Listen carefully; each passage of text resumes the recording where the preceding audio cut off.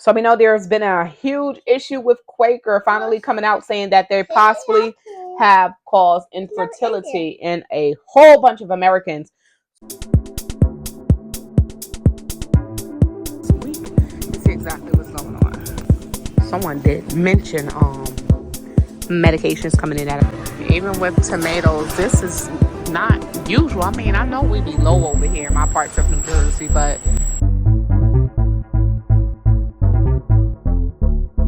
hey fam, welcome back to another video. Today is Saturday, so let's go ahead and check in. This is Shauna, and I'm officially checking in over here at Moments with Us. So today we're going to be bringing our news, comments, and reports, and I cannot believe another week done basically went by already.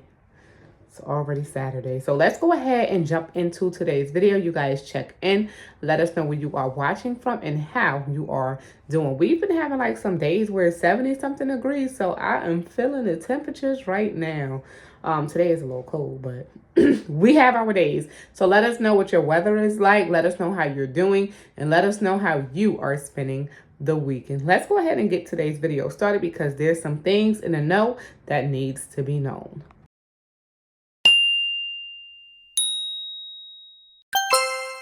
So we know there's been a huge issue with Quaker finally coming out saying that they possibly have caused infertility in a whole bunch of Americans.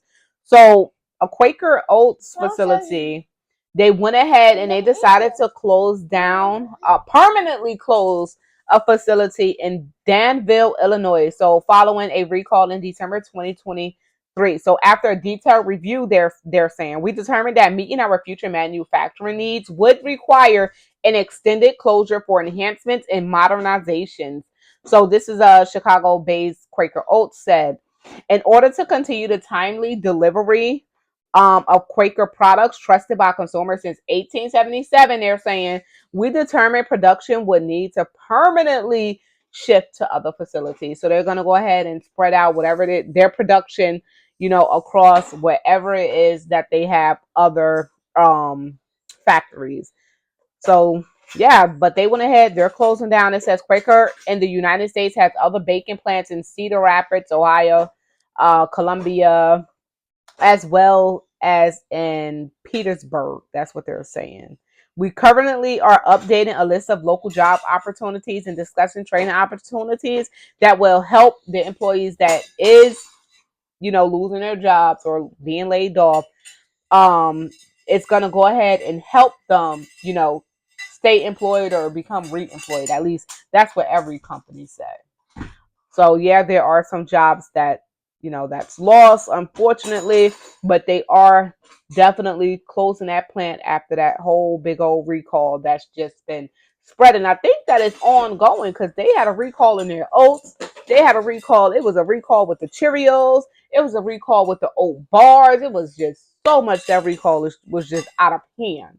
So, yep, they're going ahead and closing their warehouse. All right, so imports from China to the U.S. are rising at the fastest rate since last fall. Here they are showing a batch of cars that are ready to be shipped to overseas markets at the port of Taichung, Jiangsu Province in China. So this was actually April 9th. Now that's a lot of cargo ships there. So inflation is on the rise again, they're saying, after coming out with a whole bunch of reports saying that we were actually seeing deflation. Now they're saying inflation is on the rise again. But it isn't the only economic indicator rebounding. So imports coming to the U.S. from China are experiencing a notable increase. So according to the new trade and logistics data. All right, so the rise in import containers originating from China to the U.S. started after the reopening of the manufacturing plant that closed during the Lunar New Year celebrations. So according to the Global Port Tracker reported released by the National Retail Federation and Hackett Associates, inbound cargo volume at the nation's major container ports is expected to top 2 million units by May for the first time since last fall. Wow. So as imports grow, despite new supply chain challenges, they're still going to be going ahead and getting those ships in. So the first half of 2024 is expected to total 11.7 million TEU, so 20 foot equivalent units, an increase of 11% from the same period last year. So in 2023, imports were down from 2022 by almost 13%, totaling 22.3 million TEUs. So the trade data is a forward looking indicator of a strong consumer based economy based on freight transit orders placed by U.S. retailers and manufacturers. So the U.S. imports are continuing to increase despite multiple supply chain disruptions impacting the U.S. ports. So we are still experiencing supply chain issues in the U.S. Especially with that bridge going down, that went ahead and they had to reroute, um, the cargo ships, everything being shipped over. They had to go ahead and reroute that until they go ahead and fix the issues there, make their, repairments. And then with the whole Panama Canal, they've been having some, it's been having some drought issues for a very long time. And then the Red Sea attack, it's just so much, so much, so much. That definitely be a backup with a whole bunch of traffic, and it can cause delays with shipments getting to stores, and it could be a reason why we see some stores actually have nothing one day and then an overstock of items, a week later. They could have had a delay with their shipments. So we just need to continue to prepare because no matter what they say, the truth will never be told, at least to us.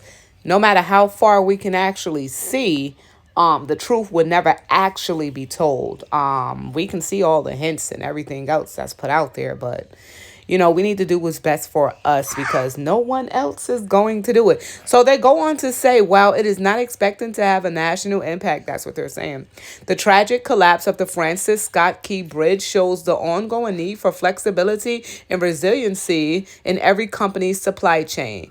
We are monitoring the situation closely as retailers who are affected adjust their shipping plans to ensure cargo is getting to where it needs to be. So, wow, an important trade hub, especially for, listen, automobile, truck, and farm equipment. The Port of Baltimore is not among the largest container ports or on the East Coast, processing 1.1 million TEUs. So, nevertheless, the port diversions and overall rebound in consumer imports is having an impact on supply chain prices. So which can be seen in action at the Port of Virginia in Norfolk.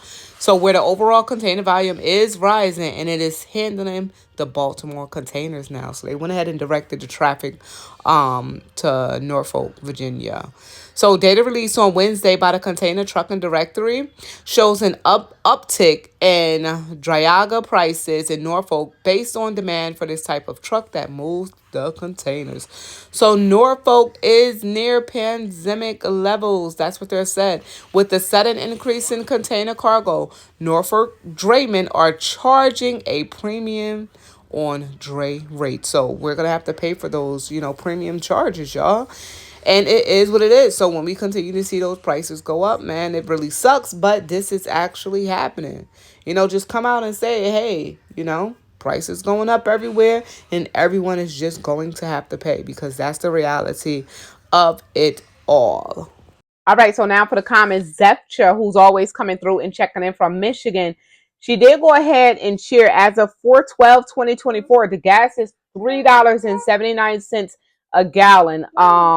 In outskirt Detroit, 3.98 in downtown Detroit. She also went ahead and shared that blank shelves are in Michigan grocery stores. Paper plates and Kleenex have skyrocketed in price. Activist Granny, you guys are gonna hear one of the kids in the background because they refuse to just leave my side. So activist Granny, so it's not food related, but everything in price is actually going. Everything in price, everything is going up in price, and it's just not things that's food related, right? So activist Granny did go ahead and share. I went to Walmart and they had two bunt cakes. Y'all know if y'all don't know what that is, I put it here. They had two of the bunt pans for baking a bunt cake. One was over $12 and the other was over $25. I was in shock. This isn't Williams Sonoma, so definitely things like appliances in general, utensils, everything that we use on a daily basis or whatever basis. Definitely have went up in price. One thing that I noticed recently, something that did jump up in price about a year ago. So one thing you can go on your kitchen. One thing that I noticed recently is the price of aluminum foil have went up in price again. I haven't had to buy aluminum foil in a very long time. Granted, so I didn't really notice over this past few months or so the price of it. So when I went to go reach for a thing of aluminum foil, and I'm seeing almost $20 for the, I guess it was a double pack, almost $20 and change. Or I'm seeing one pack for like maybe how much was that thing? Like $8 for the cheapest for the cheapest brand. No. And I'm like, hold up. I'm expected to pay this much for one roll of like less than 100 square feet of aluminum foil. See, that's a no-no. We're gonna figure something else out because when things become that high in price, me personally, because I can speak for me, I won't be buying it. All right, so Stephanie in the wild. I like that name. So Stephanie did come through and share with all the 99-cent stores closing nationwide. I saw all other stores raising their prices. Thank you for sharing that. If you think about it for a second, that's part of the plan. So if they close down the stores where a lot of people go to shop, for the low, affordable places to shop, it's going to give other places, other stores to actually go ahead and up their prices because they know for a fact that that 99-cent store down the street already closed. So most shoppers don't have the choice but to go up the street to whatever value store that is, and they don't up their prices. And if you still want certain items, guess what? You're going to have to spend the money. And that's just the reality of it all. But yeah, there was an article. I don't think we even covered it over here. Things been happening lately. Let's just say that life happens. Um, so I haven't covered a lot lately. Hopefully, I can catch up. There's supposed to be like no more, literally no more 99-cent stores almost nationwide. So I did see that article. We'll go ahead and handle that very soon. But regardless, 99. Y'all see the 99-cent store? We went into one maybe about last year. I took you guys along. Ain't nothing in that store 99 cent. Nothing in a 99-cent store is actually 99 cents.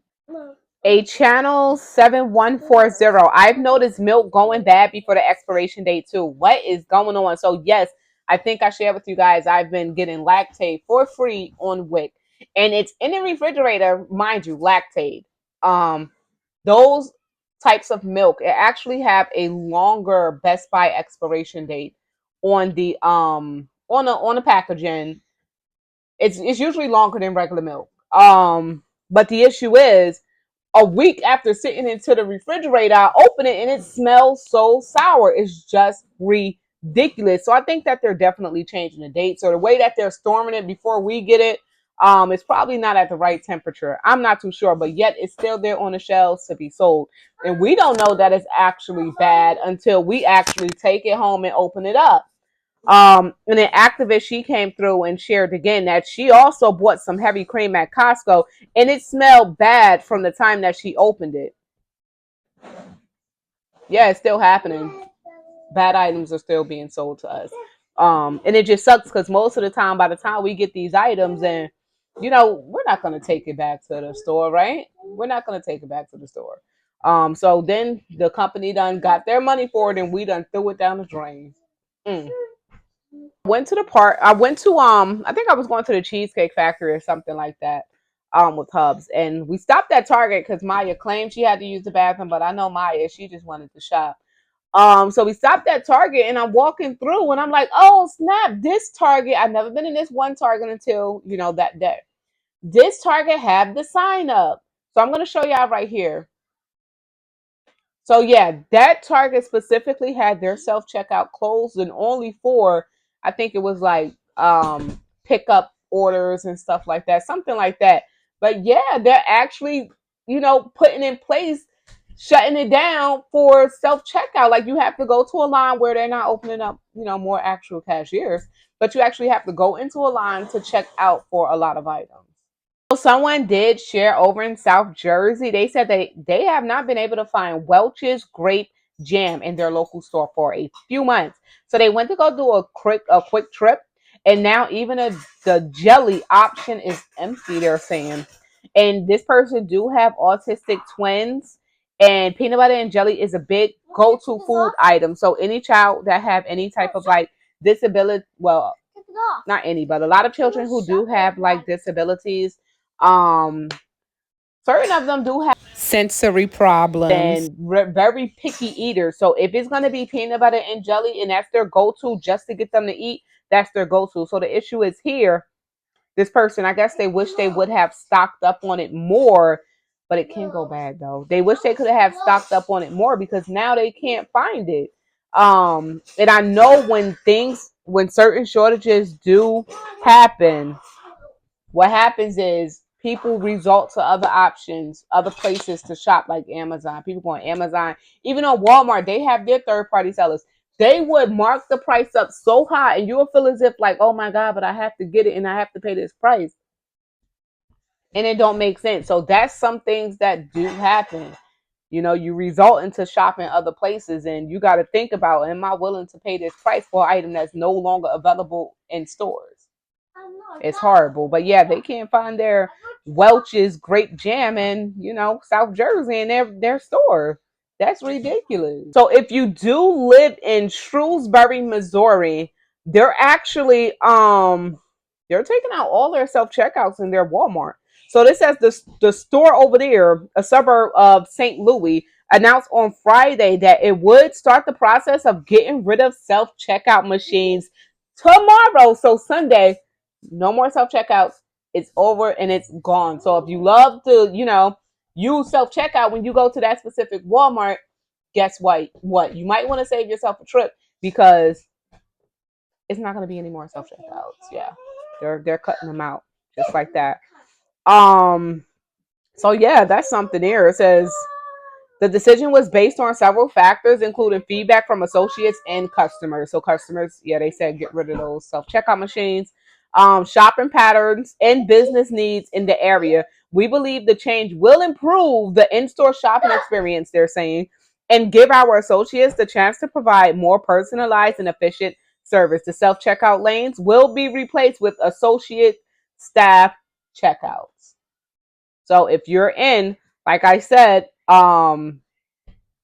Shrewsbury, Missouri, that you cannot use self-checkout as of tomorrow. So just be careful, guys. I want to just touch base on this. I'm not going to really jump right into it. It's just a kind of cautious kind of thing. So we have our younger generation, and the younger generation love this.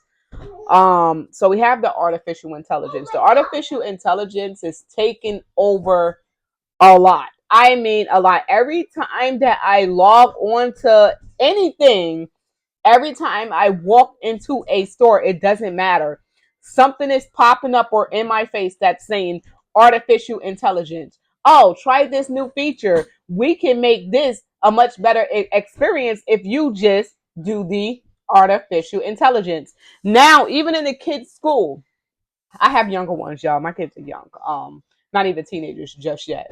Even in the kids' school, what they're doing is they're offering for you to sign your children up for artificial intelligence classes and everything right now, so they can be prepared. Like if something going on with the system, they can tweak it. So they're to a point where even with apps, y'all know kids download everything. So even with applications that's on the phone, everything is basically popping up as artificial intelligence. And they want to scan your face and they want to make you look like somebody different. It's just so much into it. But the issue is, with this, a lot of jobs are being replaced because a lot of the artificial intelligence is being put into the machinery now where they don't need a human to control it. Everything is put into the program for it to control and handle itself. A lot of jobs are being taken from something that's artificial intelligence. So we just need to really be careful and be careful what we're clicking on when it comes down to programs on the phone, computer, technology in general, because they do want, basically they're in training. They do want to take every little facial expression that we use. They want to take the words they want. Okay, they want to, from every expression, every word pronunciation. It's a whole lot of stuff. They're taking it and they're studying us and they're putting it into the artificial intelligence so it can be as real as possible. So yeah, it is what it is. Just be careful with everything that you're clicking on them phones, because then you're really, like, we're already being monitored. We all know that, but you're really being monitored for these programs to be set up and to basically take over. So that's all I had to say about that. Okay, so here's a subject that I've been stopped touching on. So Biden. I don't get political. I am not trying to get political over here. But here's an issue. So U.S. President Joe Biden has cautioned Iran over a suspect attack on Israel. So while Israeli settlers, sorry guys if you guys heard a loud noise, I touched the mic.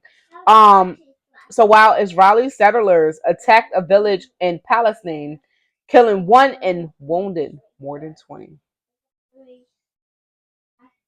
People say, like, okay, we're already in war. We've been in war for some years now. It's possibly true. People are just putting their hands in every single thing. But we're going to leave that one right there where it's at. All right, fam. So we're going to end this video right here where it's at. I want to thank you all for tuning in and thank you for the patience, because Maya was all over the place this video. I wasn't even kidding. It was Maya. We're going to end this video right here where it's at. I reported everything that needs to be reported on for today's video. At least shared some of you guys' comments. So I want to thank you guys for dropping the comments down below. I truly appreciate the engagement that's given in the comments. Yeah, so happy Saturday. Hopefully you guys enjoy the week. And if you're planting, if you haven't started, start your planting. Even if it's in the house, get it going. Get your dirt if you got to go get it. If you haven't got it and you forgot, I'm reminding you, go get it. If you're planting directly into the ground, go get your seeds and throw it in there. Get up and let's get going and let's get growing. Yeah, so we're gonna leave this video right here where it's at. This is Shauna, and I'm officially checking out from Moments with Us. Make sure you all stay prepped, stay blessed, stay safe, and most of all, remain beautiful queens and kings. Until next time, y'all, I'm out. If you new here and you enjoyed today's video, all you have to do is subscribe. And if you've been here before, of course, thank you so much for coming back. Peace.